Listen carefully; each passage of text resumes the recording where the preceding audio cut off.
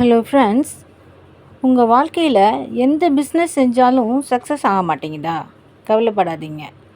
Success ஆக முயற்சிகளில் வெற்றி கிடைக்க மந்திரம் இருக்குது. அந்த மந்திரம்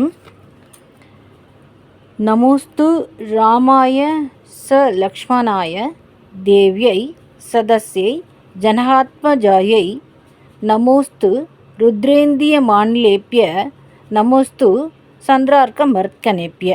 நான் திரும்பவும் சொல்கிறேன், நல்லா கேட்டுக்கோங்க.